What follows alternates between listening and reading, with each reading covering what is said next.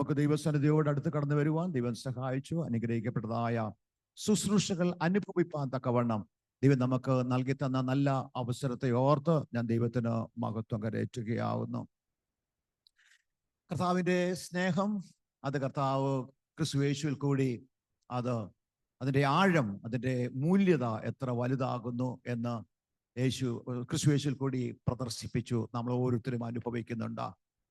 എന്നാൽ ഇന്ന് പ്രഭാതത്തിൽ നമ്മുടെ മുമ്പിൽ വെച്ചതായ ചോദ്യം, നാം കർത്താവിനെ എത്രമാത്രം സ്നേഹിക്കുന്നു? കർത്താവിൻ്റെ സ്നേഹം നമ്മൾ ധാരാളം അനുഭവിക്കുന്നുണ്ട്. നമുക്കതിന് യാതൊരുവിധമായ സംശയവുമില്ല. പക്ഷേ നമുക്ക് കർത്താവിനെ എത്രമാത്രം സ്നേഹിപ്പാൻ കഴിയും? മരിച്ചവരുടെ ഇടയിൽ ഉയർത്തെഴുന്നേറ്റവനായ നമ്മുടെ കർത്താവ്, നമ്മുടെ രക്ഷിതാവായ യേശു ക്രിസ്തു പത്രോസിനോട് ചോദിക്കുന്ന ഒരു ചോദ്യം അതാണ്, നീ എന്നെ ഇവരിലധികമായി സ്നേഹിക്കുന്നുവോ? കാരണം യേശുവിന് അറിയാമായിരുന്നു, തൻ്റെ സ്നേഹത്തെ മുഴുവനും ക്രൂശിൽ യേശു പ്രദർശിപ്പിച്ചു. പത്രോസിനുള്ള സ്നേഹം മുഴുവനും ക്രൂശിൽ പ്രദർശിപ്പിച്ചു. പക്ഷേ യേശു ചോദിക്കുന്ന ചോദ്യം, എന്നെ സ്നേഹിക്കുന്നുവോ? നമ്മുടെ മുൻപിലും ആ ചോദ്യമാണ് ഇന്ന് പ്രഭാതത്തിൽ നമ്മുടെ മുമ്പിൽ വെച്ചത്. നമ്മൾ യേശുവിനെ സ്നേഹിക്കുന്നുവോ എന്നുള്ളതാണ്. യേശുവിൻ്റെ സ്നേഹം നമുക്ക് ഒത്തിരി അനുഭവിച്ചിട്ടുണ്ട്. നമ്മുടെ പ്രയോറിറ്റി നമ്മൾ സെറ്റ് ചെയ്യുമ്പോൾ ഏത് മനോഭാവത്തോടു കൂടിയാണ് നമ്മുടെ പ്രയോറിറ്റി നമ്മൾ സെറ്റ് ചെയ്യുന്നത്? യേശു പ്രകാരമാണ് തൻ്റെ ശിഷ്യന്മാരെ പഠിപ്പിച്ചത്. എല്ലാവരെക്കാളും എല്ലാറ്റിനേക്കാൾ അധികമായിട്ട് ആദ്യം അവൻ്റെ രാജ്യവും അവൻ്റെ നീതിയും. ആദ്യം യേശുവിന് പ്രഥമ സ്ഥാനം, ദൈവിക പദ്ധതികൾക്ക് പ്രഥമ സ്ഥാനം കൊടുക്കുന്ന ഒരു മനോഭാവം നമ്മളിൽ നിലനിൽക്കുന്നു എന്ന നമ്മുടെ പ്രയോറിറ്റി നമ്മൾ എങ്ങനെ സെറ്റ് ചെയ്യുന്നു? ദൈവസന്നിധിയിൽ വ്യക്തിപരമായിട്ട് സമയം ചെലവഴിപ്പാൻ നമ്മളെ കൊണ്ട് കഴിയുന്നുണ്ടോ എന്ന് ഒരു ചോദ്യത്തിന്റെ മുൻപിൽ ദൈവത്തിന്റെ പരിശുദ്ധാത്മാവ് ദൈവത്തെ നമ്മെ കൊണ്ട് നിർത്തി അതിന് ഉത്തരം കൊടുക്കുവാൻ നമുക്ക് പ്രാപ്തരായി വരും ദിവസങ്ങളിൽ, ഈ ദിവസങ്ങളിൽ അതിന് യെസ് ലോർഡ്, ദൈവസന്നിധിക്ക് സമയത്തെ ചെലവഴിപ്പാൻ കഴിയുന്നു എന്ന് കൽപ്പിച്ച നല്ല വചനത്തിനായി, ആ ഉറപ്പിനായി ഞാൻ ദൈവത്തിന് മഹത്വം കരയിച്ചെന്ന് പറയുവാൻ നമ്മളിൽ ഭൂരിഭാഗം ആൾക്കാർക്ക് കഴിയട്ടെ. ആരെങ്കിലും ഇല്ല, ഞാൻ അതിൽ പരാജയപ്പെട്ടു പോയി, അല്ലെങ്കിൽ എനിക്കതിന് സാധിച്ചില്ല, അങ്ങനെയുള്ളവർ ഇന്ന് പകൽ ഒരു തീരുമാനത്തോടു കൂടിയേ കടന്നു പോകാവൂ. കർത്താവിൻ്റെ സന്നിധിയിൽ വ്യക്തിപരമായിട്ട് കർത്താവിനോട് കൂടെ ഇരുന്ന്, കർത്താവിനോട് സംസാരിച്ച്, കർത്താവിൽ നിന്ന് കേട്ട കർത്താവുമായിട്ടുള്ള ഫെലോഷിപ്പ്, വ്യക്തിപരമായ ഫെലോഷിപ്പ്, അത് ദൃഢപ്പെടുത്തുവാൻ തക്കവണ്ണം സർവശക്തനായ ദൈവം തൻ്റെ കരങ്ങളിൽ നമ്മെ തന്നെ സമർപ്പിച്ചെന്ന ഒരു സമർപ്പണ ബോധത്തോടു കൂടി ഇന്ന് പകൽ ഇവിടുന്ന് കടന്നു പോകാൻ സാധിച്ചാൽ നമ്മുടെ ജീവിതം ധന്യമായി, നമുക്ക് ലക്ഷ്യബോധം യഥാസ്ഥാനപ്പെടുത്തുവാൻ കഴിയുമെന്ന് യാതൊരു സംശയമില്ല. അതിനായിട്ട് ദൈവം നമ്മെ സഹായിക്കുമാറാകട്ടെ. നല്ല ഒരാലോചന ഇന്ന് ദൈവസന്നിധിയിൽ നമുക്ക് കേൾക്കുവാൻ ദൈവം സഹായിച്ച ദൈവത്തിന്റെ വലിയ കൃപയ്ക്കായി സ്തോത്രം. കർത്താവിന്റെ ദാസനോടുള്ളതായ നന്ദിയും കടപ്പാടും ഈ സമയത്ത് ഞങ്ങൾ ഇവിടെ അറിയിക്കുകയാകുന്നു. വരും ദിവസങ്ങളിൽ കർത്താവിന് വേണ്ടി അധികമായി പ്രയോജനപ്പെടുവാൻ, വ്യക്തിപരമായ അനേകരെ കർത്താവിൽ വാർത്തെടുക്കുവാൻ തക്കവണ്ണം തന്നെ ദൈവം ഉപയോഗിക്കട്ടെ എന്ന് ആത്മാർത്ഥമായിട്ട് പ്രാർത്ഥിക്കുകയും ആശംസിക്കുകയും ചെയ്യുന്നു. നമുക്ക് ഒരുമിച്ച് ദൈവസന്നിധിയിൽ കഴിഞ്ഞ ദിവസങ്ങളിൽ നാം പഠിച്ചുകൊണ്ടിരിക്കുന്നതായ ആ ഭാഗം ഏറ്റവും എളുപ്പം കുറച്ച് മിനിറ്റുകൾ കൊണ്ട്, അല്ലെങ്കിൽ നമ്മുടെ മുൻപിൽ ഇനിയും 30 മിനിറ്റ്സ് ഉണ്ട്, അതിനോടകം നമുക്ക് അത് അല്പമായിട്ട് ചിന്തിക്കാം. ദൈവം നമ്മെ അനുഗ്രഹിക്കട്ടെ. നമ്മൾ പഠിച്ചുകൊണ്ടിരിക്കുന്ന ടോപ്പിക്ക് ആരും മറന്നിട്ടില്ല എന്ന് ഞാൻ വിശ്വസിക്കുന്നു. ദൈവത്തെ ഉപയോഗിക്കുക, ദൈവത്താൽ ഉപയോഗിക്കപ്പെടുക. 2 തരത്തിലുള്ള ആൾക്കാരുണ്ട്. ദൈവത്തെ ഉപയോഗിക്കുന്നവരുണ്ട്, ദൈവത്താൽ ഉപയോഗിക്കപ്പെടുന്നവരുണ്ട്. നമ്മൾ ഏതിൽ ഉൾപ്പെടും എന്ന നമ്മെ തന്നെ വിചിന്തനം ചെയ്ത അനുഗ്രഹിക്കപ്പെട്ടതായ ആ ദൈവിക ഉദ്ദേശത്തിൽ മുന്നോട്ട് യാത്ര ചെയ്യുവാൻ വേണ്ടിയാണ് ഈ ദൈവവചനം നമ്മൾ പഠിക്കുന്നത്. ദൈവത്തെ ഉപയോഗിക്കുന്ന അനേകരെ നമുക്ക് ഈ ഭൂമിയിൽ കാണുവാൻ സാധിക്കും. കർത്താവിന് ഒരു കുറവുമില്ല, തന്നെ ഉപയോഗിക്കുന്നവർക്ക് ഒരു കുറവുമില്ല. ധാരാളം ആൾക്കാരെ ദൈവത്തിന് കിട്ടും. പക്ഷേ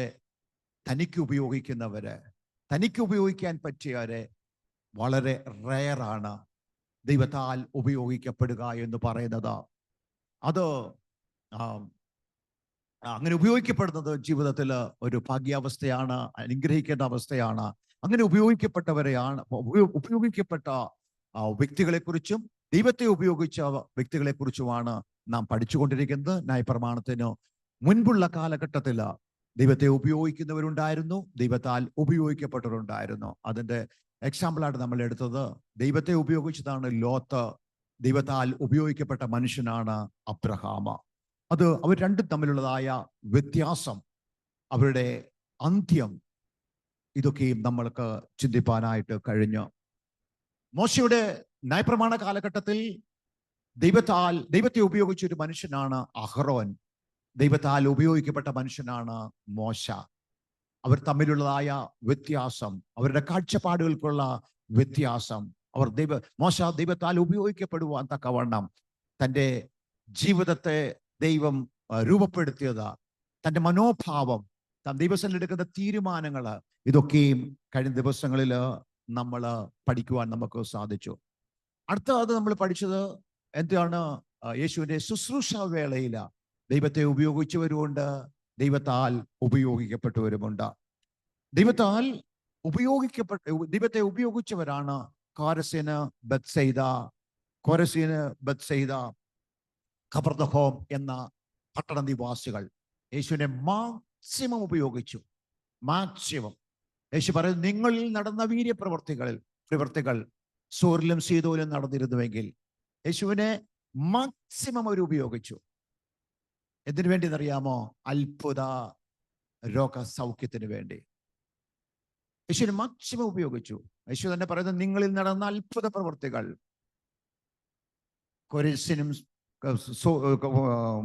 കോരസീനും ബത്സയിദയും ഖബർദഹോമും വളരെ ശക്തമായ രീതിയിൽ, നമ്മുടെ ഭാഷ പറഞ്ഞ ശക്തമായ രീതിയിൽ യേശുവിനെ ഉപയോഗിച്ചു. പക്ഷേ യേശുവിനാൽ ഉപയോഗിക്കപ്പെടുവാൻ അവർ ഒരിക്കലും തയ്യാറല്ലായിരുന്നു. മനസ്സാന്തരപ്പെട്ട ക്രിസ്തുയേശുവിന്റെ വചനത്തിന്റെ അടിസ്ഥാനത്തിന്മേൽ ഒരു ജീവിതം നയിക്കുക എന്നുള്ളത് കോരസിനും ബത്സയിദയ്ക്കും ഖബർദഹോമിനും ചിന്തിക്കാൻ കഴിയത്തില്ലായിരുന്നു. എന്നാൽ അവരിൽ ചില വ്യക്തികൾ ഉണ്ടായിരുന്നു. അവരിൽ ഒരുവനാണ് പത്രോസിന്റെ ജീവിതത്തിൽ ഈ അത്ഭുത പ്രവൃത്തികൾ താൻ കണ്ടപ്പോൾ തൻ്റെ മനസ്സിലേക്ക് കടന്നു പോയത്, അല്ലെങ്കിൽ താൻ തന്നെ തന്നെ വിചിന്തനം ചെയ്തു, താൻ ആരാകുന്നു എന്നുള്ളതായ ബോധ്യത തനിക്ക് ഉണ്ടാകുന്നു. നമുക്കെല്ലാവർക്കും അറിയാം, നമ്മൾ പഠിച്ചതാണ് കഴിഞ്ഞ ആഴ്ചയില്.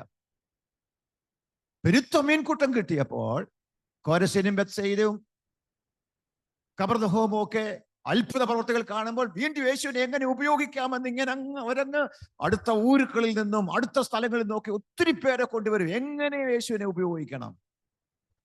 എന്നാൽ പത്രോസിന്റെ ജീവിതത്തിൽ യേശു ഒരു അത്ഭുതം ചെയ്തപ്പോൾ താൻ ആ അത്ഭുതത്തിലേക്കല്ല നോക്കിയത്, അത്ഭുതം ചെയ്ത യേശുവിന്റെ മുഖത്തേക്ക് നോക്കി. തനിക്കൊരു കാര്യം മനസ്സിലായി, ഞാൻ പാപിയായ ഒരു മനുഷ്യനാണ്. തന്നെ തന്നെ വിചിന്തനം ചെയ്യുവാൻ, ഒരു മനസ്സാന്തരത്തിന്റെ അനുഭവത്തിലേക്ക് കടന്നു വരുവാൻ പത്രോസിന് സാധിച്ചു. അത് നിമിത്തം എന്തുവാണ് റിസൾട്ട്? യേശുവിനാൽ ഉപയോഗിക്കപ്പെടുവാൻ യേശു പത്രോസിനെ തെരഞ്ഞെടുത്തു. കോരസിനും ബത്സയിദയും അവർ അത്ഭുത പ്രവൃത്തികളെ കണ്ടപ്പോൾ അത്ഭുതം ചെയ്തവനിലേക്ക് നോക്കാതെ, എന്തിനാണ് ഈ താണഭൂമിയിലേക്ക് അയച്ചത്? യേശു എന്തിനാണ് ഇങ്ങനെയൊരു വ്യക്തി ഞങ്ങളുടെ ജീവിതത്തിൽ കടന്നു വന്നത് എന്ന് ചിന്തിപ്പാനായിട്ട് അവർ തയ്യാറല്ലായിരുന്നു. തിരുവെഴുത്തുകളെ പരിശോധിച്ചുകൊണ്ട് യേശുവിനെ ഈ താണഭൂമിയിലേക്ക് സർവശക്തനായ ദൈവം അയച്ചതിന്റെ ഉദ്ദേശത്തെ മനസ്സിലാക്കുവാൻ അവർ തയ്യാറല്ലാതിരുന്നപ്പോൾ പത്രോസ് തന്റെ ജീവിതത്തിൽ ഒരു അത്ഭുത പ്രവൃത്തികളെ കണ്ടപ്പോൾ ഇത് പ്രവർത്തിച്ചതായ സർവശക്തനായ ദൈവത്തിന്റെ പുത്രനായ ക്രിസ്തുവിനുമായിട്ടുള്ള വ്യക്തിപരമായ ഒരു എൻകൗണ്ടർ നടന്നു. എന്ത് സംഭവിച്ചു? തന്നെ ശോധന ചെയ്തു. അപ്പോൾ നമ്മൾ അതിൽ നിന്ന് ഒത്തിരി കാര്യങ്ങൾ നമ്മൾ ചിന്തിച്ചു. ആ ഒരു മനസാന്തരം, ആ ഒരു തന്നെക്കുറിച്ച് തൻ്റെ പാപത്തെക്കുറിച്ചുള്ള ബോധ്യത, അതൊക്കെ എങ്ങോട്ട് വഴിതിരിച്ചു? യേശുവിന് ഉപയോഗിക്കുവാനായിട്ട് സാധിച്ചു. ഇനി നമ്മൾ ഇന്ന് വീണ്ടും കടന്നു വരുന്നത്, നമ്മൾ അടുത്ത ഇത് വരുന്ന ആദിമ സഭയിലേക്കാണ് കടന്നു വരുന്നത്. സഭ കർത്താവായ യേശു, ഞാൻ പറഞ്ഞല്ലോ, ന്യായപ്രമാണത്തിന് മുമ്പ്, ന്യായപ്രമാണ കാലഘട്ടത്തില് കർത്താവായ യേശു ക്രിസ്തുവിന്റെ പരസ്യ ശുശ്രൂഷ വേളയില്. ഇനി ദൈവസഭ സ്ഥാപിക്കപ്പെട്ട് കഴിയുമ്പോഴത്തേക്ക് ദൈവത്തെ ഉപയോഗിക്കുന്നവരുണ്ടോ, ദൈവത്താൽ ഉപയോഗിക്കപ്പെടുന്നവരുണ്ടോ? അതാണ് നമ്മൾ ഇന്ന് അല്പമായിട്ട് ചിന്തിപ്പാനായിട്ട് പോകുന്നത്. നമുക്കറിയാം, ആദിമ സഭയിലും ദൈവത്തെ ഈ ആയുസ്സിലേക്ക് മാത്രം, ക്രിസ്തുവിനെ ഈ ആയുസ്സിലേക്ക് മാത്രം ആശ്രയിക്കുന്ന, ഉപയോഗിക്കുന്ന ഒരു വലിയ കൂട്ടമുണ്ടായിരുന്നു. കൊരിന്ത്യർ ലേഖനം 1 കൊരിന്ത്യർ 15-ാം അധ്യായം 1 കൊരിന്ത്യർ 15-ാം അധ്യായം 19-ാമത്തെ വാക്യം. 1 കൊരിന്ത്യർ 15-ാം അധ്യായം 19-ാമത്തെ വാക്യം. നാം ഈ ആയുസ്സിൽ മാത്രം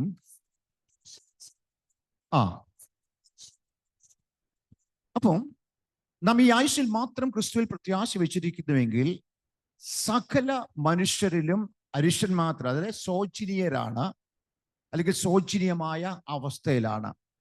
ഇത് ആരോടാണ് ഈ പറഞ്ഞത്? കൊരിന്ത്യ സഭയിലുള്ളതായ വിശ്വാസികൾ. അവരുടെ മനോഭാവം എന്തുവാണ്? ഈ ആയുസ്സിൽ മാത്രം ക്രിസ്തുവിൽ പ്രത്യാശ വെച്ചിരിക്കുന്നു. അവർക്ക് ഈ ആയുസ്സിൽ മാത്രം ക്രിസ്തുവിനെ മതി. അതായത് ഈ താൽക്കാലികമായി ദൈവം കൊടുത്തിരിക്കുന്നതായ ഈ ആയുസ്സിൽ അവരെ പോറ്റാനും, അവരെ പുലർത്തുവാനും, അവരുടെ ആവശ്യങ്ങളെ സാധിപ്പിക്കുവാനും, അവരുടെ രോഗങ്ങളെ സൗഖ്യമാക്കുവാനും, അവരുടെ സാമ്പത്തിക ബുദ്ധിമുട്ടുകളെ തീർക്കുവാനും, എല്ലാത്തിനും അവർക്ക് ആരെ വേണമായിരുന്നു? യേശുവിനെ വേണമായിരുന്നു. അതിനപ്പുറമായിട്ട് യേശുവിനാൽ ഉപയോഗിക്കപ്പെടുവാനോ, യേശുവിന്റെ ഹിതപ്രകാരം അവരുടെ ജീവിതത്തെ ഒന്ന് ക്രമീകരിക്കുവാനോ ആര് തയ്യാറല്ലായിരുന്നറിയാമോ? കൊരിന്ത്യ സഭയിൽ ഒരു വലിയ കൂട്ടം തയ്യാറല്ലായിരുന്നു.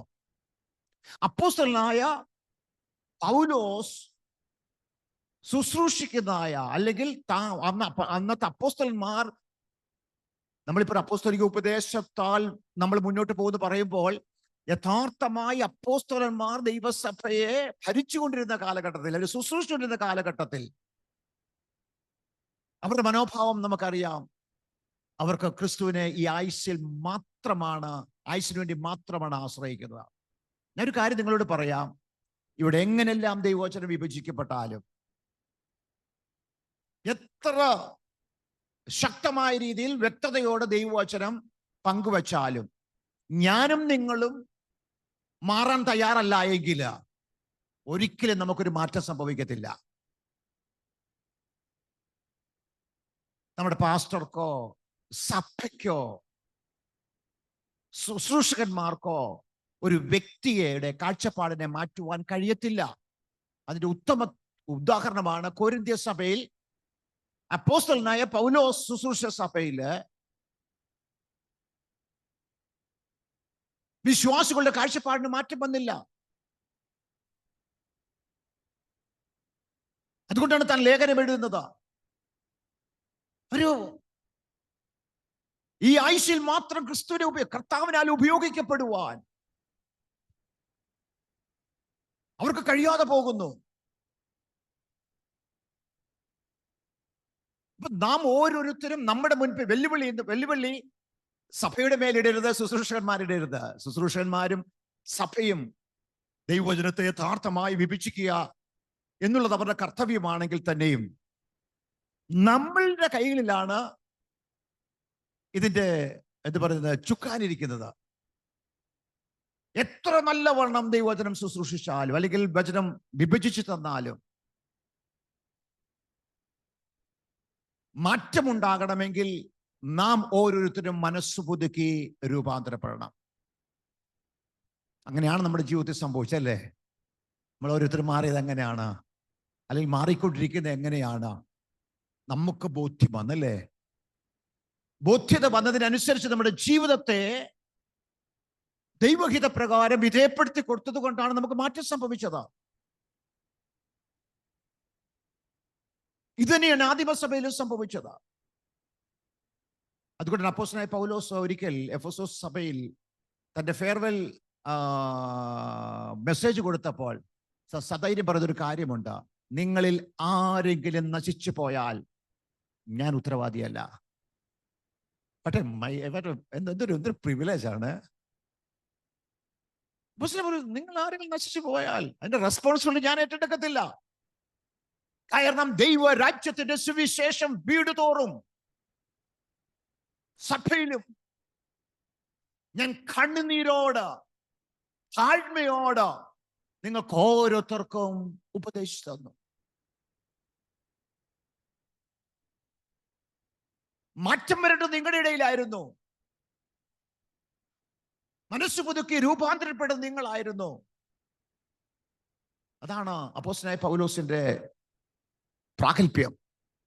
അപ്പോൾ നമ്മൾ ഓരോരുത്തരിലുമാണ് നിക്ഷിപ്തമായിരിക്കുന്നത് കേൾക്കപ്പെടുന്ന ദൈവത്തിന്റെ വചനത്തിന്റെ അടിസ്ഥാനത്തിന്മേൽ രൂപാന്തരപ്പെടുക.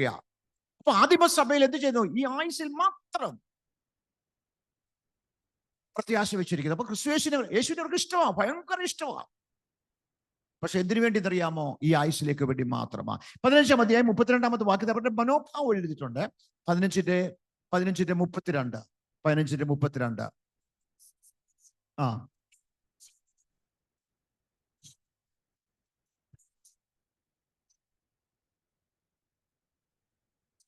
33 വായിച്ചാട്ടെ. അപ്പോസ്തലൻ പറയാന്ന്, ഇപ്പൊ നിങ്ങളുടെ ഇടയിൽ ഒരു പറച്ചിൽ ഞാൻ കേൾക്കുന്നു: തിന്നുക, കുടിക്കുക, നാളെ ചാകുമല്ലോ. ആര് പറഞ്ഞതാണെന്നറിയാമോ? എവിടുത്തെ സംസാരമാണെന്നറിയാമോ? സകല കൃപാവരങ്ങളിലും നിറവുണ്ടു എന്ന് അഭിമാനിക്കുന്ന കൊരിന്ത്യ സഭയില് ആൾക്കാർ തമ്മിൽ പറയാൻ തുടങ്ങി: തിന്നുക, കുടിക്കുക, നാളെ, അതായത് മരിച്ചവരുടെ ഇടയിൽ നിന്നുള്ളൊരു പുനരുത്ഥാനത്തെ കുറിച്ചോ ഇതിനെക്കുറിച്ചൊന്നും യാതൊരുതമായ ബോധ്യതയുമില്ല, അല്ലെ അതിനെക്കുറിച്ചൊരു പ്രത്യാശയുമില്ല.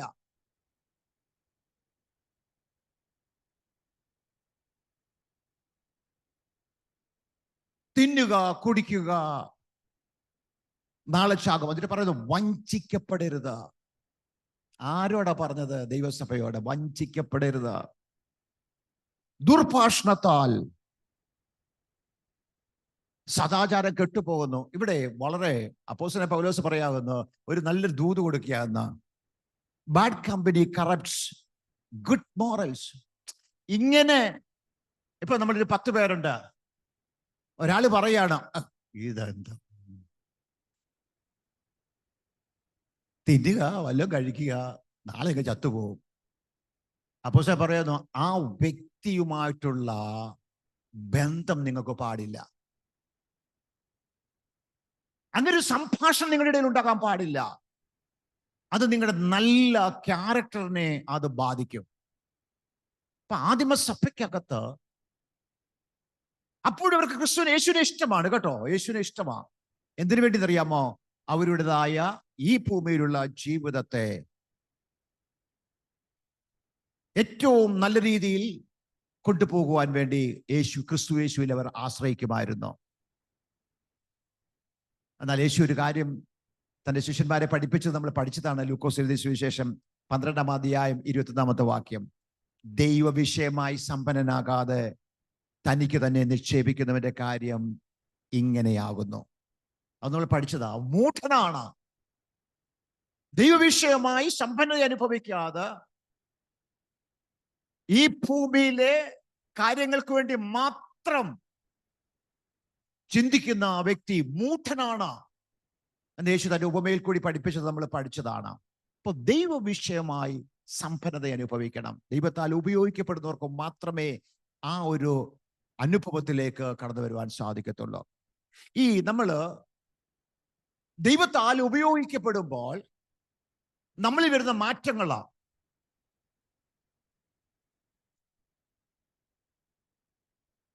എന്തൊക്കെയെന്ന് ചോദിച്ചാൽ നമ്മൾ പഠിച്ചതാണ്. ഞാൻ ഒന്നുകൂടെ ഓർപ്പിക്കാം. നമ്മൾ സ്നേഹത്തിൽ സമ്പന്നരാകും. ബി റിച്ച് ഇൻ ലവ് എന്ന് പ്രഭാതം നമ്മൾ കേട്ടതുപോലെ ക്രിസ്തുയേശുവിനോടുള്ള സ്നേഹം നമ്മുടെ ഒരു നിക്ഷേപമായിരിക്കും. ഒന്ന് ചിന്തിച്ചു നോക്കിക്കേ, ക്രിസ്തുയേശുവിനോടുള്ള സ്നേഹം ഒരു നിക്ഷേപമായിട്ട് നമ്മുടെ കയ്യിലുണ്ടോ? നമ്മുടെ കൈവകാശം നമ്മുടെ കയ്യിൽ ഉണ്ടോ ഇല്ലയോ? നമ്മൾ ചിന്തിച്ചു നോക്കിയേ, നമ്മൾ എത്രമാത്രം യേശുവിനെ സ്നേഹിക്കുന്നുണ്ടോ? ഇന്ന് പ്രഭാതത്തിൽ കേട്ടതിന്റെ അതേ ചോദ്യം വീണ്ടും കർത്താവ് ചോദിക്കുന്നു. ദൈവവിഷയമായി സമ്പന്നത അനുഭവിക്കുക എന്ന് പറഞ്ഞാൽ നമ്മൾ ചിന്തിച്ചതാണ് സ്നേഹത്തിൽ നമുക്ക് സമ്പന്നത അനുഭവിക്കണം. ക്രിസ്തുയേശുവിനോടുള്ള സ്നേഹത്തിന്റെ ആഴം ദിനം തോറും വർദ്ധിച്ചു വരുന്നുണ്ടോ? അതൊരു നിക്ഷേപമായി നമ്മുടെ കൈകളിലുണ്ടോ? ഉണ്ടുവെങ്കിൽ തീർച്ചയായിട്ടും കർത്താവിനാൽ നാം ഉപയോഗിക്കപ്പെടും എന്നതിന് യാതൊരു, നമ്മളൊരു സ്വാധീന ശക്തിയായി മാറും. യേശു തന്റെ പത്രോസിനെ ശുശ്രൂഷയ്ക്കായിട്ട് ഒരുക്കുമ്പോൾ ശ്രദ്ധിച്ചോണേ, യേശു പത്രോസിനെ തന്റെ ശുശ്രൂഷ ഏൽപ്പിക്കുന്നതിന് മുൻപ് പത്രോസിനോട് ചോദിക്കുന്ന ചോദ്യം എന്താ മറന്നുപോലെ, നീ ഇവരെക്കാൾ അധികം എന്നെ സ്നേഹിക്കുന്നുവോ? കാരണം അങ്ങനെ സ്നേഹിക്കുന്ന ഒരു വ്യക്തിയെ മാത്രമേ കർത്താവിന് ഉപയോഗിക്കാൻ കഴിയത്തുള്ളൂ.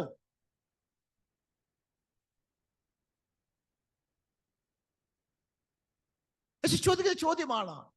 എന്നെ കേൾക്കുന്ന ദൈവമക്കളെ, നാം കർത്താവിനെ സ്നേഹിക്കുവാനായിട്ട് നാം ശ്രമിക്കുമ്പോൾ, കർത്താവിനെ സ്നേഹിക്കുവാൻ നമ്മൾ എഫോർട്ട് ഇടുമ്പോൾ, അപ്പൊ കർത്താവിനെ സ്നേഹിക്കുക എന്ന് പറഞ്ഞാൽ ഞാൻ കർത്താവിനെ സ്നേഹിക്കുക നമ്മൾ ജസ്റ്റ് ഒന്ന് ഇങ്ങനെ പറഞ്ഞതുകൊണ്ട് സ്നേഹമാകത്തിൽ നമുക്കറിയാം.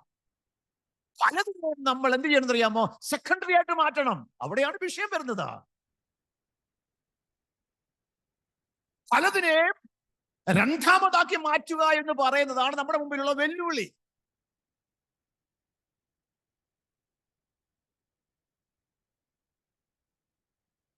ഈ വെല്ലുവിളി ആര് അതിജീവിപ്പാൻ തയ്യാറാണോ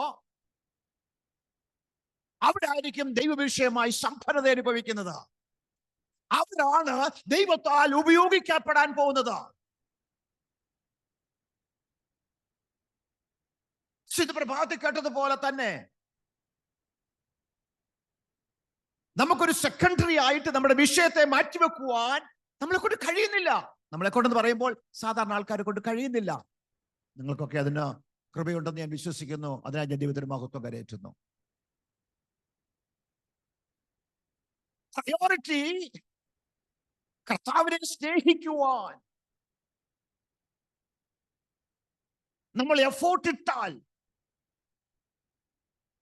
തീർച്ചയായിട്ടും ആ കർത്താവിന്റെ ആ കരുതല് നമ്മുടെ ദൈനംദിന ജീവിതത്തിൽ നമുക്ക് അനുഭവിക്കാനായിട്ട് സാധിക്കും.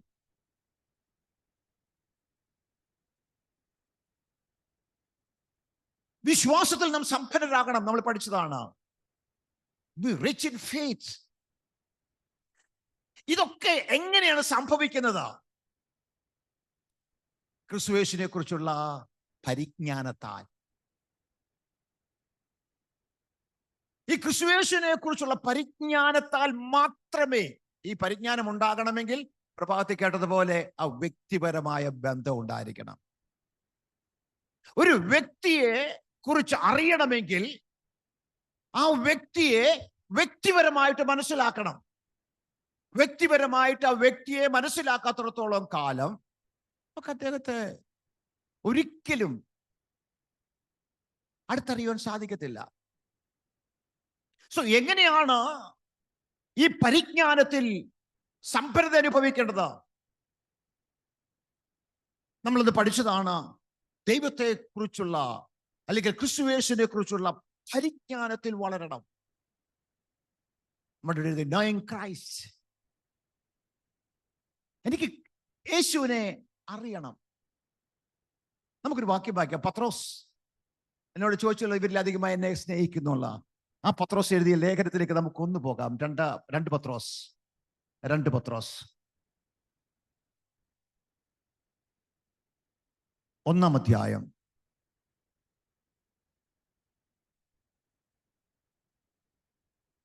അതിന്റെ 3-4 വാക്യങ്ങൾ. തന്റെ മഹത്വത്താലും തന്റെ വീര്യത്താലും നമ്മെ വിളിച്ചവന്റെ പരിജ്ഞാനത്താൽ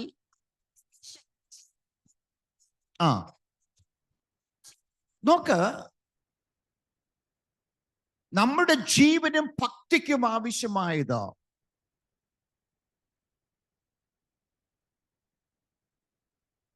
നമുക്ക് നൽകി തന്നിരിക്കുന്നത്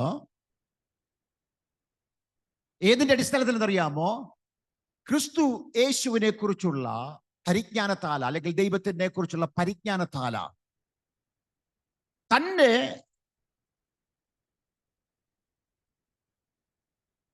മഹത്വത്തിലും വീര്യത്തിലും നമ്മെ വിളിച്ചവന്റെ പരിജ്ഞാനത്താൽ അവന്റെ ദിവ്യ ശക്തി ജീവനും ഭക്തിക്കും വേണ്ടിയതൊക്കെയും നമുക്ക് ദാനം ചെയ്തിരിക്കുന്നുവല്ലോ. അവയാൽ തുടർന്ന് വായിക്കുന്നു,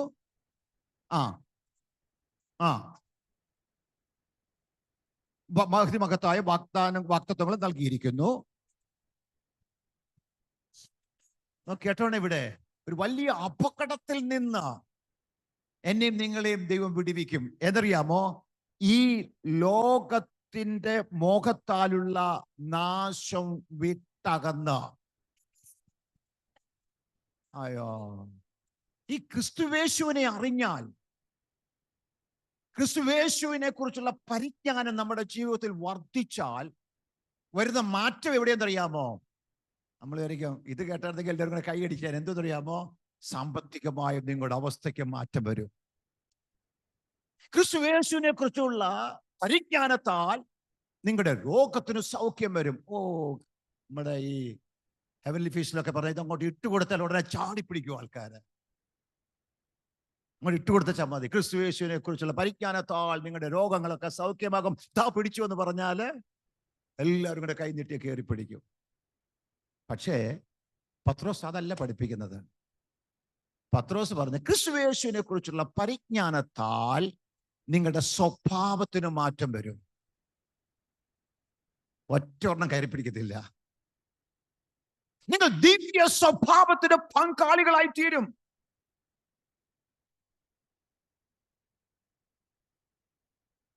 നിങ്ങൾ ഈ ലോകത്തിലുള്ള മോഹത്താലുള്ള നാശം വിട്ടൊഴിയും.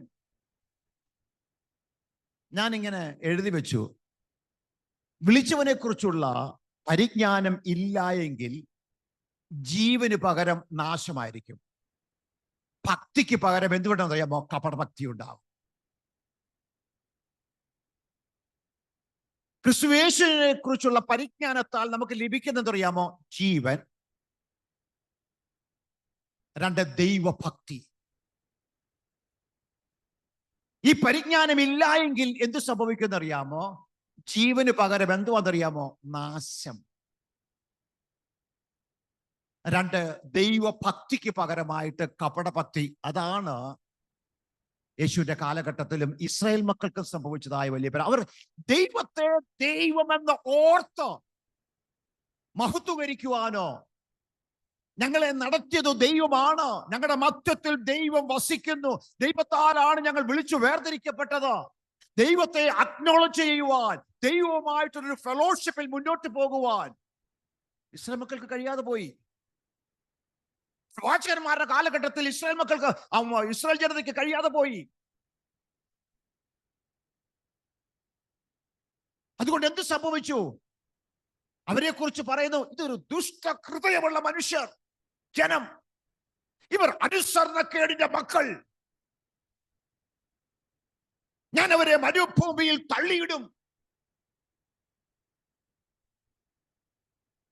അപ്പോസ്തലനായ പത്രോസ് പറയുകയാകുന്നു, നിങ്ങൾക്കറിയാമോ ദൈവത്തെ കുറിച്ചുള്ള പരിജ്ഞാനം, അല്ലെങ്കിൽ ക്രിസ്തുയേശുവിനെ കുറിച്ചുള്ള പരിജ്ഞാനം, അതിന്റെ റിസൾട്ട് എന്ന് ചോദിച്ചാൽ ദിവ്യ സ്വഭാവത്തിന് നിങ്ങളെ പങ്കാളികളാക്കി തീർക്കും.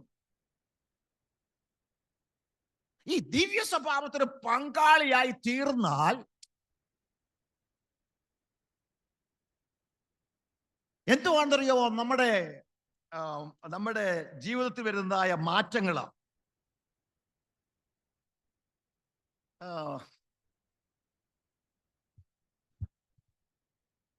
നമ്മുടെ ജീവിതത്തിൽ വരുന്ന മാറ്റങ്ങളാ. തിമോഥെയോസിന്റെ ലേഖനത്തിൽ അപ്പോസ്തലനായ പൗലോസ് വളരെ വ്യക്തമായിട്ട് അത് പഠിപ്പിക്കുന്നുണ്ട്. ഈ ദൈവഭക്തി, ഗോഡ്ലിനെസ്, ദൈവഭക്തി, ഇത് നിങ്ങൾക്ക് ക്രിസ്തുയേശുവിനാൽ അവരുടെ ദിവ്യശക്തിയാൽ ഈ ദൈവഭക്തിയും ജീവനും നിങ്ങൾക്ക്, അത് നിത്യജീവന്റെ ഉറപ്പ് നിങ്ങൾക്ക് ലഭിച്ചു കഴിഞ്ഞാൽ പിന്നെ നമ്മുടെ ജീവിതത്തിന്റെ യാത്ര അതൊരു സംതൃപ്തിയുടെ യാത്രയായിരിക്കും. നമുക്ക് എന്ത് സംഭവിക്കുന്നറിയാമോ? ഉണ്മാനും ഉടുപ്പാനും ഉണ്ടെങ്കിൽ മതി എന്നുള്ളതായ ഒരു മനോഭാവത്തിലേക്ക് ദൈവം നമ്മെ നയിക്കും. ഈ ലോകത്തിന്റെ മോഹങ്ങൾ നമ്മെ കയറി പിടിക്കത്തില്ല. അപ്പോസ്തലനായ പൗലോസ് ഈ ദൈവഭക്തിയെ കുറിച്ച് പഠിപ്പിക്കുമ്പോഴത്തേക്ക് 1 തിമോഥെയോസ് 6:6 വാക്യത്തിൽ ഇപ്രകാരമാണ് എഴുതിയിരിക്കുന്നത്.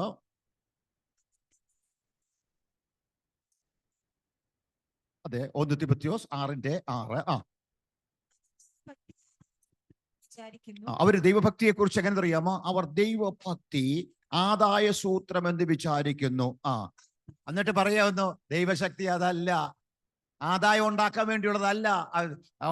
ഇത് അവർ പറഞ്ഞ ദൈവഭക്തി എന്ന് പറഞ്ഞാൽ അവർ അതിനെ ദുരുപയോഗം ചെയ്യുവാൻ ശ്രമിക്കുമ്പോൾ അപ്പോസ്തലനായ പൗലോസ് പറയുന്നു, ദൈവഭക്തിയുടെ ആദായം എന്താകുന്നു എന്ന, അതിന്റെ ഔട്ട്പുട്ട് എന്തെന്ന് ഇവിടെ പഠിപ്പിക്കുന്നു. അലംഭാവത്തോടു കൂടിയ, എന്തുവാണ് അലംഭാവം എന്ന് പറഞ്ഞാല്? സംതൃപ്തി. സംതൃപ്തിയോടു കൂടിയ ദൈവഭക്തി വലിയ ആദായം തന്നെ. അപ്പൊ ഈ ദൈവഭക്തി, ദിവ്യശക്തിയാൽ ഈ ദൈവഭക്തി ക്രിസ്തുയേശുവിന്റെ പരിജ്ഞാനത്താൽ നമ്മളിലേക്ക് പകരുന്നതിന്റെ പിൻപിലുള്ള രഹസ്യം എന്ന് ചോദിച്ചാൽ നമ്മുടെ മനോഭാവത്തിന് മാറ്റം വരുത്തും. ഈ ലോകത്തിന്റെ മോഹം നമ്മെ കയറിപ്പിടിച്ച് നാശത്തിലേക്ക് നയിക്കാതെ, പിന്നെയോ അപ്പോസ്തലനായ പൗലോസ് പറയാകുന്നു, നമ്മുടെ മനോഭാവം എങ്ങനെ വരുന്നത് അറിയാമോ? 7-ാമത്തെ വാക്യം, ഇഹലോകത്തിലേക്ക് നാം ഒന്നും കൊണ്ടുവന്നിട്ടില്ല, ഇവിടെ നിന്നും യാതൊന്നും കൊണ്ടുപോകുവാൻ കഴിയുന്നതുമില്ല. അടുത്ത വാക്യം പറയുന്നു, ഉണ്ണുവാനും ഉടുക്കുവാനും ഉണ്ടെങ്കിൽ മതി എന്ന് വിചാരിക്കുക. ദൈവഭക്തി ക്രിസ്തുയേശുവിനാൽ പരിജ്ഞാനത്താൽ നമ്മെ ദൈവഭക്തിക്ക് പങ്കാളിയാക്കി തീർത്താൽ, അല്ലെങ്കിൽ ആ ദിവ്യശക്തിയാൽ ജീവനും നിത്യജീവനും ദൈവഭക്തിയും നമ്മളിലേക്ക് ദൈവം പകർന്ന് നമ്മൾ അതിനെ പ്രയോജനപ്പെടുത്തുമ്പോൾ എന്ത് സംഭവിക്കുന്നറിയാമോ? നമ്മുടെ സ്വഭാവ രൂപീകരണം നടക്കുകയാണ്. സ്വഭാവത്തിന് മാറ്റം സംഭവിക്കുക. ആ ദിവ്യ സ്വഭാവത്തിൽ നാം പങ്കാളികളായി തീരുക. എന്തുവാണ് ദിവ്യ സ്വഭാവം?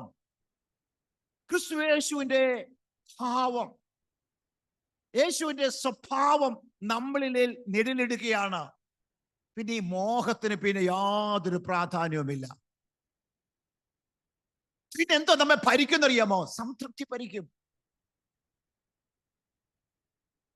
സംതൃപ്തി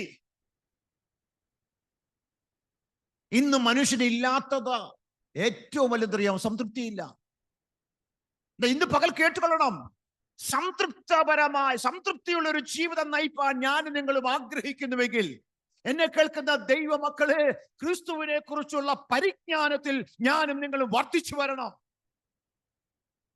നമ്മൾ ആ യേശുവിനെ വ്യക്തിപരമായി ഒന്ന് രുചിച്ചറിയുമ്പോൾ, ആ യേശുവിനെ വ്യക്തിപരമായിട്ട് നാം മനസ്സിലാക്കുമ്പോൾ, അവന്റെ ആ മാനിഫെസ്റ്റേഷൻ നമ്മൾ മനസ്സിലാക്കുമ്പോൾ, അവന്റെ മനോഭാവം നമ്മളൊന്ന് മനസ്സിലാക്കുമ്പോൾ എന്ത് സംഭവിക്കുന്നറിയാമോ?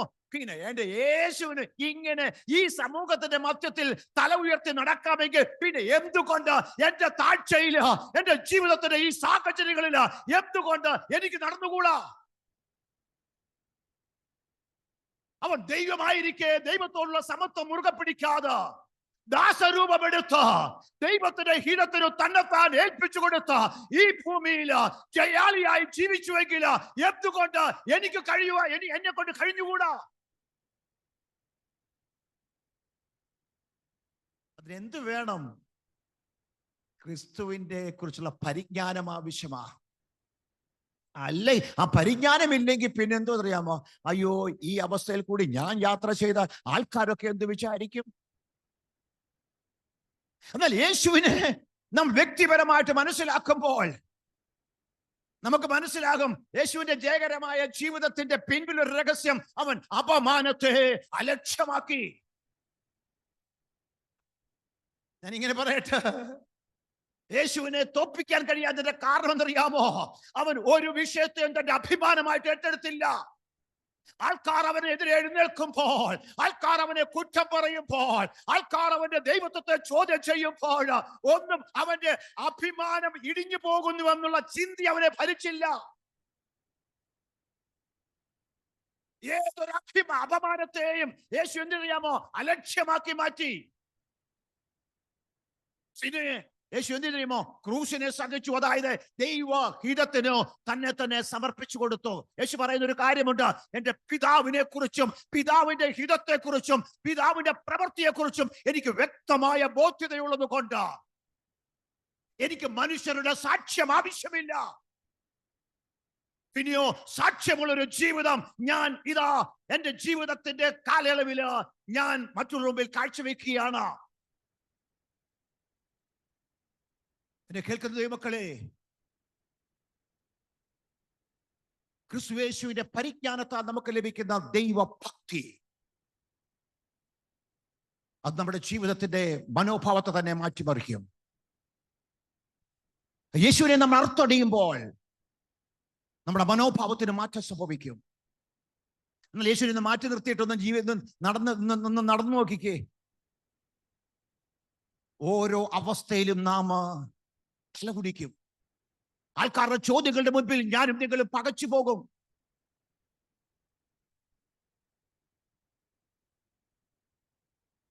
വിളിച്ചവനെ കുറിച്ചുള്ള പരിജ്ഞാനം ഇല്ല എങ്കിൽ നമ്മൾ നശിച്ചു പോകും.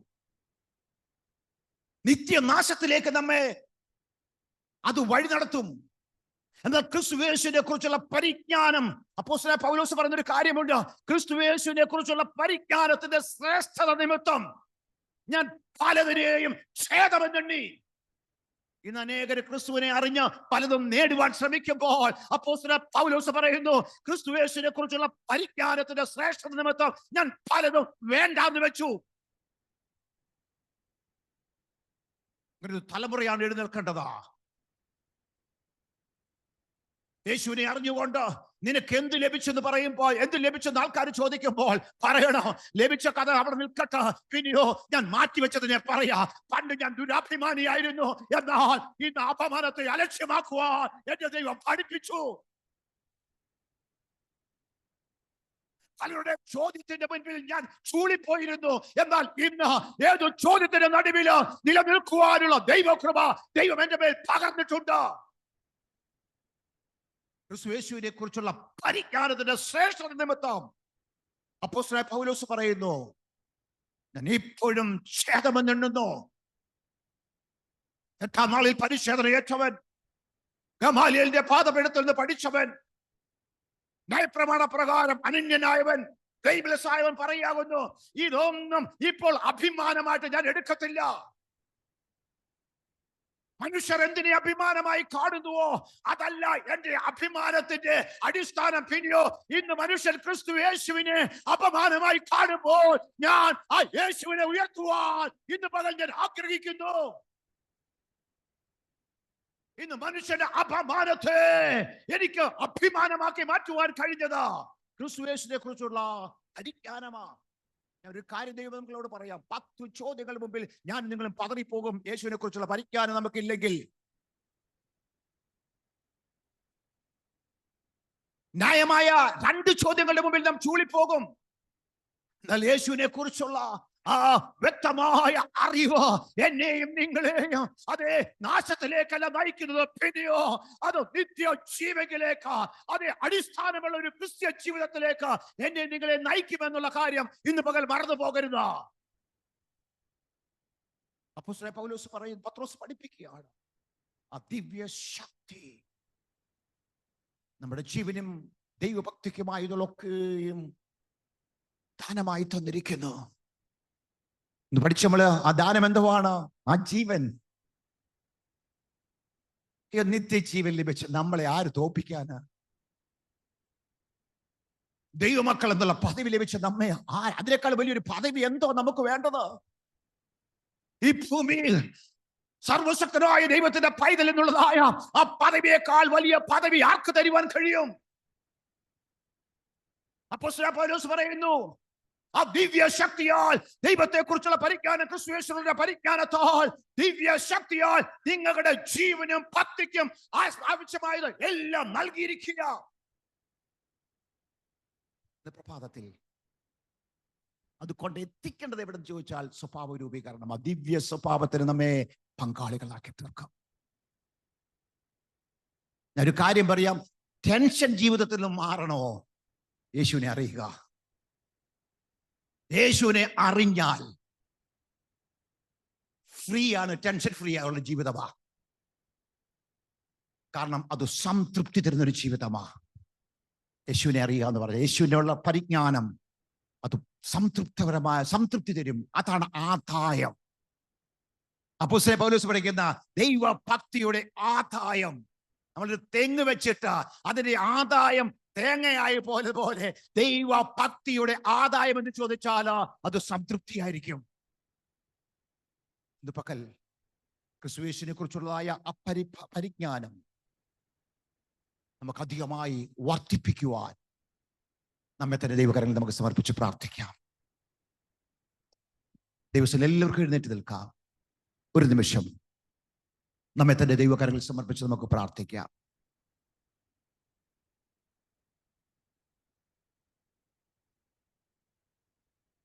ക്രിസ്തുവിനെ പോലെ ഞാനും നിങ്ങളും ഓരോരുത്തരുമായി തീരണമെന്ന് ദൈവമല്ലാതെ ആഗ്രഹിക്കുന്നു. ആ ദിവ്യ സ്വഭാവത്തിന് നമ്മൾ പങ്കാളികളായി തീരണം. ആ ദിവ്യ സ്വഭാവം ക്രിസ്തുവിൽ നിന്ന് മാത്രമേ നമുക്ക് മനസ്സിലാക്കാൻ കഴിയത്തുള്ളൂ. ഒരു പ്രതിസന്ധിക്കും യേശുവിനെ ഇളക്കാൻ സാധിച്ചില്ല. ഒരു വെല്ലുവിളിക്കും യേശുവിനെ അസ്വസ്ഥപ്പെടുത്തുവാൻ സാധിച്ചില്ല. ഒരു ചോദ്യങ്ങളുടെ മുമ്പിലും യേശു പതറിപ്പോയില്ല. ഒരു അപമാനവും യേശുവിനെ ലവലേശം ബാധിച്ചില്ല. ഇന്ന് പകൽ ആ ദിവ്യ സ്വഭാവത്തിന് എന്നെയും പങ്കാളിയാക്കി തീർക്കണമെന്ന് നമുക്ക് വല്ലാതെ വാഞ്ചിക്കുകയും നമുക്ക് ദൈവത്തോട് പ്രാർത്ഥിക്കുകയും ചെയ്യാം. കർത്താവേ, ആ ദിവ്യ സ്വഭാവത്തിന് ഇത് എഴുതുന്ന ആരാണെന്നൊന്ന് ചിന്തിച്ചേ. പത്രോസ്, എങ്ങനെ നിനക്കിത് സാധിച്ചു? എന്റെ ജീവിതത്തിൽ യേശു എന്നോടൊരു ചോദ്യം ചോദിച്ചു, ഇവരെക്കാൾ അധികം നീ എന്നെ സ്നേഹിക്കുന്നുവോ? തന്റെ ജീവിതത്തെ തന്നെ മാറ്റിമറിച്ചു. കർത്താവിനാൽ ഉപയോഗിക്കപ്പെടുന്ന ഒരു മനുഷ്യനായി മാറി. തനിതാ സഭയ്ക്ക് എഴുതുകയാകുന്നു, ആ ദിവ്യ സ്വഭാവത്തിന് നിങ്ങൾ ഓരോരുത്തരും പങ്കാളികളായി തീരണം. ഏകമാർഗം യേശുവിനെ കുറിച്ചുള്ള പരിജ്ഞാനത്തിൽ നാം സമ്പന്നരായി തീരണം. ആ പരിജ്ഞാനം നമുക്ക് ലഭിക്കണമെങ്കിൽ വ്യക്തിപരമായി യേശുവിനെ സ്നേഹിക്കണം. സ്നേഹിക്കണമെങ്കിൽ യേശുവുമായി കൂട്ടായ്മ ആചരിക്കണം. അവനുമായി ഇരിക്കുവാൻ, അവനുമായി നടക്കുവാൻ, അവനുമായി സംസാരിക്കുവാൻ ഒരനുഭവം നമ്മുടെ ജീവിതത്തിൽ വർദ്ധിച്ചു വരേണ്ടതിനായിട്ട് നമുക്ക് ആത്മാർത്ഥമായി ദൈവത്തോട് പ്രാർത്ഥിക്കാം. ദൈവമക്കളെ, സമാധാനത്തിന്റെയും സംതൃപ്തിയുടെയും ഒരു ജീവിതം നയിപ്പാൻ ദൈവം നമ്മെ ഓരോരുത്തരെയും പ്രാപ്തിയുള്ളവരാക്കി തീർക്കും. മനുഷ്യന്റെ ചോദ്യങ്ങൾക്ക് മുമ്പിൽ നാം പതറിപ്പോകത്തില്ല. അപമാനത്തെ അലക്ഷ്യമാക്കുവാൻ ആരുടെയും സപ്പോർട്ട് നമുക്ക് ആവശ്യമില്ല. തന്നെത്താൻ താഴുവാൻ ആരുടെയും പിൻബലം നമുക്ക് ആവശ്യമായി വരത്തില്ല.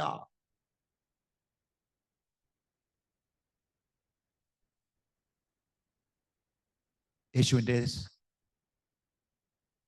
യേശുവുമായിട്ടുള്ള വ്യക്തിപരമായ ബന്ധം നമ്മുടെ ജീവിതത്തെ ആകെ മാറ്റിമറിക്കും. ദൈവഹിതം പൂർണ്ണമായി നിർവർത്തിച്ച ജയകരമായി മുന്നോട്ട് യാത്ര ചെയ്യുവാൻ സാധിക്കുമെന്നതിന് യാതൊരു സംശയവുമില്ല. അതുകൊണ്ട് നമ്മെ തന്നെ പൂർണ്ണമായിട്ട് ദൈവകരങ്ങളിൽ സമർപ്പിച്ച് നമുക്ക് പ്രാർത്ഥിക്കാം. കർത്താവിൻ്റെ സന്നിധിയിൽ നമ്മെ തന്നെ ഏൽപ്പിച്ചുകൊണ്ട് നമുക്ക് പ്രാർത്ഥിക്കാം. ഞങ്ങൾ ദിവാത്സല്യമായി സ്നേഹിക്കുന്ന ഞങ്ങളുടെ ദൈവമേ, സ്വർഗ്ഗ പിതാവേ, അനുഗ്രഹിക്കപ്പെട്ടതായ നല്ല പകൽ നേരത്തിനായിട്ട് ഞങ്ങൾ ഒരിക്കൽ കൂടി അങ്ങയെ വാഴ്ത്തുന്നു, ഞങ്ങൾ അങ്ങയെ സ്തുതിക്കുന്നു. എല്ലാവരെക്കാളും എല്ലാറ്റിനേക്കാൾ അധികമായിട്ട് അങ്ങയെ സ്നേഹിക്കുവാൻ, അങ്ങയുമായി കൂട്ടായ്മയെ ആചരിക്കുവാൻ, അങ്ങയുമായി സമയം ചെലവഴിപ്പാൻ ഈ ഭൂമിയിൽ ഞങ്ങൾക്ക് അധികമായ അവസരങ്ങളെ നൽകിത്തരണമെന്ന് ഞങ്ങൾ അങ്ങയോട് പ്രാർത്ഥിക്കുന്നു. അങ്ങനെ വിധേയപ്പെട്ട ഒരു ജീവിതം നയിപ്പാൻ ഇതാ ഞങ്ങൾ വല്ലാതെ ആഗ്രഹിച്ച് അങ്ങയുടെ സന്നിധി ഞങ്ങളെ തന്നെ സഭയായി സമർപ്പിക്കുന്നു. കർത്താവെ, വ്യക്തിപരമായി ഓരോരുത്തരും കർത്താവുമായി സമയം ചെലവഴിക്കുന്നവരുടെ കൂട്ടത്തിൽ എണ്ണപ്പെടുവാൻ തക്കവണ്ണം അങ്ങ് കരുണ കാണിക്കണം, അങ്ങ് കൃപ പകരണം. ആ ആവശ്യബോധം എല്ലാവരുടെ മേലും ദൈവം ദാനമായി കൊടുക്കണമെന്ന് ഇന്ന് പകൽ ഞങ്ങൾ അങ്ങയോട് പ്രാർത്ഥിക്കുന്നു. യേശുവിനെ കുറിച്ചുള്ള പരിജ്ഞാന ശ്രേഷ്ഠത ഓരോരുത്തർക്കും ഉണ്ടാകേണ്ടതിനായിട്ട് ഞങ്ങൾ അങ്ങയോട് പ്രാർത്ഥിക്കുന്നു. കർത്താവെ, അങ്ങേ അടുത്തറിയുവാൻ, അങ്ങേ ആയിട്ട് അടുത്ത കൂട്ടുകെട്ട് കർത്താവെ, അതിൽ കർത്താവെ മുന്നോട്ട് കൂട്ടുകെട്ട കർത്താവെ ഡെവലപ്പ് ചെയ്യുവാൻ, അങ്ങയുടെ സഖിത്വം അനുഭവിപ്പാൻ ഈ ദിവസങ്ങളിൽ ഞങ്ങളിൽ എല്ലാവരെയും സഹായിക്കുമാറാകണമെന്ന് ഞങ്ങൾ ദൈവത്തോട് പ്രാർത്ഥിക്കുന്നു. ഞങ്ങളിൽ പകർന്നിരിക്കുന്ന നിത്യജീവൻ, ഞങ്ങൾക്ക് നൽകിത്തിരിക്കുന്ന ആ ദൈവഭക്തി, അത് ഞങ്ങൾക്ക് കർത്താവെ പ്രയോജനകരമായി തീരത്തക്ക രീതിയിൽ ഈ ദിവസങ്ങളിൽ അത് വലിയൊരു ആദായമായി മാറുവാൻ, അത് ഞങ്ങളുടെ ജീവിതത്തിന്റെ സ്വഭാവ രൂപീകരണത്തിന് കാരണമായി തീരുവാൻ, ഞങ്ങളുടെ ജീവിതത്തിന്റെ സ്വസ്ഥതയ്ക്ക് കാരണമായി തീരുവാൻ, ഞങ്ങളുടെ ജീവിതത്തിന്റെ സമാധാനത്തിന് കാരണമായി തീരുവാൻ, ഞങ്ങളുടെ ജീവിതത്തിന്റെ സംതൃപ്തി കാരണമായി തീരുവാൻ, ഞങ്ങളുടെ ജീവിതത്തിന്റെ ലക്ഷ്യബോധമുള്ളവരായി തീരുവാൻ അങ്ങ് ഞങ്ങളെ സഹായിക്കുമാറാകണമെന്ന് ഞങ്ങൾ ദൈവത്തോട് പ്രാർത്ഥിക്കുന്നു. ഞങ്ങളുടെ പുത്രൻ ജയകരമായ ഒരു ക്രിസ്ത്യ ജീവിതം ഇവിടെ ജീവിച്ചതുപോലെ തന്നെ താൻ താഴ്ത്തി തന്നെ തന്നെ ദൈവഹിതത്തിന് സമർപ്പിച്ച ജീവിച്ചതുപോലെ ഒരു ജീവിതം നയിക്കുവാൻ അങ്ങ് ഞങ്ങളെ പ്രാപ്തിയുള്ളവരാക്കി തീർക്കണം ഞങ്ങൾ ദൈവത്തോട് പ്രാർത്ഥിക്കുന്നു. ഞങ്ങളുടെ ആവശ്യങ്ങളെ അങ്ങ് അറിയുന്നു, അങ്ങ് നിറവേറ്റു ഞങ്ങൾ വിശ്വസിക്കുന്നു. ഞങ്ങളുടെ നിർജീവത്തെ ജീവനാക്കി മാറ്റുവാൻ അങ്ങ് മതിയായ ദൈവമെന്ന് ഞങ്ങൾ വിശ്വസിക്കുന്നു. ഞങ്ങളെ ദിനംതോറും അത്ഭുതകരമായി നടത്തുവാൻ അങ്ങയുടെ സാന്നിധ്യം ഞങ്ങളുടെ മധ്യത്തിൽ ഉള്ളത് കൊണ്ട് ഞങ്ങൾ ദൈവത്തെ വാഴ്ത്തുന്നു. ഞങ്ങൾ പൂർണ്ണമായിട്ട് അങ്ങയിൽ ആശ്രയിക്കുന്ന കർത്താവേ, അങ്ങയുടെ പുത്രന്റെ നാമം ചൊല്ലി എല്ലാവരെയും അനുഗ്രഹിച്ചു പ്രാർത്ഥിക്കുന്നു. ദൈവകൃപയിൽ എല്ലാവരെയും പൊതിയണം കർത്താവേ. തിരുസാന്നിധ്യത്തിന്റെ മറവിൽ എല്ലാവരെയും മറയ്ക്കണമെന്ന് ഞങ്ങൾ ദൈവത്തോട് പ്രാർത്ഥിക്കുന്നു. ദൈവത്തെക്കുറിച്ചുള്ള, ക്രിസ്തുയേശുവിനെ കുറിച്ചുള്ള പരിജ്ഞാനത്തിന്റെ ശ്രേഷ്ഠത ഈ ദിവസങ്ങളിൽ ഓരോരുത്തർക്കും അനുഭവിച്ചറിയുവാൻ ദൈവം സഹായിക്കണമെന്ന് ഞങ്ങൾ ദൈവത്തോട് പ്രാർത്ഥിക്കുന്നു. കർത്താവ് കൂടെ ഇരുന്ന് സഹായിച്ചാട്ട്, സമാധാനത്തോടെ എല്ലാവരെയും പറഞ്ഞയച്ചാട്ട്, ദൈവകൃപയിൽ എല്ലാവരെയും പൊതിഞ്ഞാട്ട് കർത്താവെ, ഒരു അപ്രൈച്ച് തലമുറ കർത്താവെ ഈ ദേശത്തെ അങ്ങ് കർത്താവെ അങ്ങ് ഉയർത്തണമെന്ന് ഞങ്ങൾ ദൈവത്തോട് പ്രാർത്ഥിക്കുന്നു. കർത്താവെ, അതിനായിട്ട് അങ്ങയുടെ കരങ്ങളിൽ പൂർണ്ണമായി സമർപ്പിച്ചു പ്രാർത്ഥിക്കുന്നു. ഇപ്പോൾ സമാധാനത്തോടെ ഞങ്ങൾ പിരിഞ്ഞു പോകുന്നു. പിരിയാത്ത സ്നേഹത്താൽ അങ്ങ് ഞങ്ങളെ നിറയ്ക്കണം. അങ്ങേ സ്നേഹിച്ചൊരു സ്നേഹജീവിതം നയിപ്പാൻ അങ്ങ് ഞങ്ങളെ പ്രാപ്തിയുള്ളവരാക്കി തീർക്കണം ഞങ്ങൾ ദൈവത്തോട് പ്രാർത്ഥിക്കുന്നു.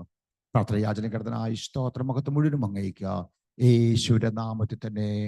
പിതാവായ ദൈവത്തിന്റെ സ്നേഹവും കർത്താവായ യേശു ക്രിസ്തുവിന്റെ കൃപയും പരിശുദ്ധാത്മാവിന്റെ സഹവാസവും കൂട്ടായ്മയും നാം പ്രാർത്ഥിച്ച എല്ലാ വിഷയങ്ങളോടും നമ്മുടെ എല്ലാ വിഷയങ്ങളോടും ഇന്നും നിങ്ങൾക്കെപ്പോഴും ഉണ്ടായിരിക്കുമാറാകട്ടോ. നമ്മുടെ കർത്താവ് മൂലം ഇന്ന് പകൽ നമുക്ക് ചേർന്ന് ദൈവത്തിന് നമ്മുടെ വിശുദ്ധ കാര്യങ്ങളോട് മഹത്വം കരയറ്റാം. Hallelujah, hallelujah, hallelujah. സർവശക്തനായ ദൈവത്താൽ ഏവരും അനുഗ്രഹിക്കപ്പെടുമാറാകട്ടെ എന്ന് ആത്മാർത്ഥമായി പ്രാർത്ഥിച്ചുകൊണ്ട് നമ്മുടെ സഭായോഗം അവസാനിപ്പിക്കുന്നു. ദൈവം നമ്മെ അനുഗ്രഹിക്കുമാറാകട്ടെ.